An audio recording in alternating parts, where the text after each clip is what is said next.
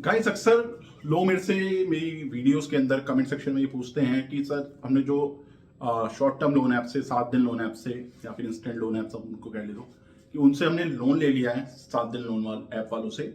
अब उनकी ईएमआई हम रीपे करें या नहीं करें, क्योंकि उन्होंने जबरदस्ती हमारे बैंक में पैसे ट्रांसफर कर दिए, हमें बिना बताए बैंक में पैसे आ गए। अब वो जो 1800 रुपये ट्रांसफर करे थे उसके वो 3000 रुपये मांग रहे हैं या 3600 रुपये मांग रहे हैं। तो क्या हम रीपे करें या नहीं करें, ईएमआई भरें उनकी या नहीं भरें? नहीं भरेंगे तो क्या हो जाएगा उस केस में हमारे साथ?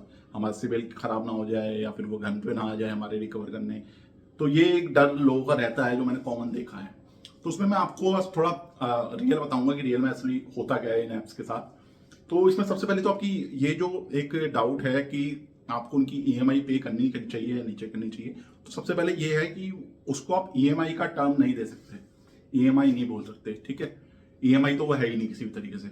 वो एक फ्रॉड ट्रांजेक्शन है जो आपके बैंक में करी जा रही है और बदले में जो है आपसे 2 गुना के आसपास जो है पैसे लिए जा रहे हैं जबरदस्ती, सिर्फ डराकर कि आपके बैंक में हमने पैसे भेजे, नहीं भरोगे तो हम आपकी फोटो भेज देंगे, ये कर देंगे, वो कर देंगे, फलाना चीजें।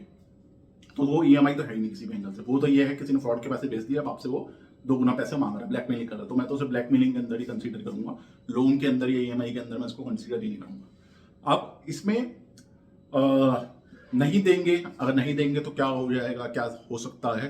तो उसमें सबसे पहला डर लोगों का रहता है वो होता है कॉन्टैक्ट लिस्ट का, पहली चीज जो उसकी वजह से ब्लैकमेल किया जाता है। दूसरा होता है आपकी फोटो का जो आप सेल्फी कैप्चर करते हैं, क्योंकि आप कॉन्टैक्ट का एक्सेस देंगे, आप सेल्फी कैप्चर करेंगे, आप गैलरी का भी एक्सेस दे देंगे। तो तीनों चीजें जो होती हैं कि इंसान के फोन में सबसे ज्यादा जरूरी चीजें, उनका तीनों का एक्सेस एक बार में चला जाता है। फोटो आप खुद खींच के भेजते हो और कॉन्टैक्ट और गैलरी का एक्सेस आप खुद अलाउ करते हो।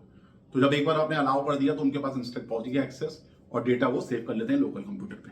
तो यहाँ पे कुछ लोगों का, कुछ जो यूट्यूबर्स हैं उनका ये भी कहना है कि जी आप जो है परमिशन हटा दोगे तो उनके पास से फोटोज रिमूव हो जाएंगी या कॉन्टेक्ट रिमूव हो जाएंगे, या कॉन्टेक्ट जो है हट जाते हैं, या आप कॉन्टेक्ट को डीनेम कर दो, कॉन्टेक्ट का बैकअप लेके डिलीट मार दो तो हट जाएंगे उनके पास से। तो उनके पास से कभी भी नहीं हटते, वो आपके फोन से ही हटेंगे। आपको ऐसा मान सकते हो कि उनके पास से भी हट रहे होंगे अगर उन्होंने कॉपी न करके नहीं रखे होंगे। क्योंकि जैसे कि मैंने पहले की वीडियो में बता चुका हूँ, अगर एक स्कैमर है और एक स्कैमर स्कैम कर रहा है, अगर उसे पता है कि मैं कॉन्टेक्ट लिस्ट का एक्सेस ले रहा हूँ, तो सामने वाले बंदे को जब पता चलेगा कि मैं एक स्कैमर हूँ तो सबसे पहले वो अपनी कॉन्टेक्ट लिस्ट हटाएगा। तो इसलिए सबसे पहले स्कैमर यही काम करते हैं कि जो आपकी कॉन्टेक्ट लिस्ट का वो एक्सेस लेते हैं उसको कहीं और कॉपी कर लेते हैं, सेव कर लेते हैं लोकल, ताकि इनकेस अगर आप हटा भी दो अपनी कॉन्टेक्ट लिस्ट तो उनके पास वो कॉन्टेक्ट सेव हो पहले से किसी लोकल डेटाबेस के अंदर। तो वो तो आप भूल जाओ कि कॉन्टेक्ट का एक्सेस हटाने से, परमिशन हटाने से कुछ होगा, कुछ नहीं होता, कोई फर्क नहीं पड़ता। गैलरी भी उनके पास पहुंच चुकी होती है, फोटोज भी उनके पास पहुंच चुकी होती हैं। कोई सिलेक्टेड फोटोज वो निकाल लेते हैं, क्योंकि लोगों के फोनों में 20, 30, 40 जीबी का आजकल आजकल तो 100 जीबी भी भर लेते हैं लोग। फोन में डेटा होता है तो इतना डेटा तो रखते नहीं, 100 जीबी का उन्हें किसी काम का नहीं है। तो कोई सिलेक्टेड फोटोज जिनके थ्रू आपको ब्लैकमेल कर सकते हैं वो निकाल के रख लेते हैं अपने पास। अब इसमें ईएमआई नहीं भरने की सलाह मैं हमेशा देता हूं कि इन ऐप्स के आपको पैसे बिल्कुल नहीं देने। आप अगर उसे ईएमआई कहते हो तो वो आपको भरनी ही नहीं है, बिल्कुल भी आपको उनको पैसे देने ही नहीं। अगर आपके बैंक में पैसे आ गए तो उसे रख के आपको शांत बैठ जाओ, आपको कुछ भी रीपे नहीं करना, 1 रुपया भी रीपे नहीं करना। अगर वो मांग भी रहे हैं, डरा भी रहे हैं, तो रीपे बिल्कुल भी नहीं करना। और अगर आपको ऐसा लग रहा है कि आपका सिविल खराब हो जाएगा या वो घर पे आ जाएंगे, तो ये दोनों चीजें नहीं होती हैं। ना ही वो घर पे आ सकते क्योंकि उनको पता उन्होंने फ्रॉड करा है, तो घर पे तो बिल्कुल नहीं आते। ना ही सिविल खराब हो सकता है क्योंकि वो रजिस्टर्ड नहीं होते, तो सिविल पे उनका कोई इम्पैक्ट ही नहीं होता। जब वो सिविल लोन देते हुए चेक नहीं करते तो सिविल खराब कैसे कर सकते?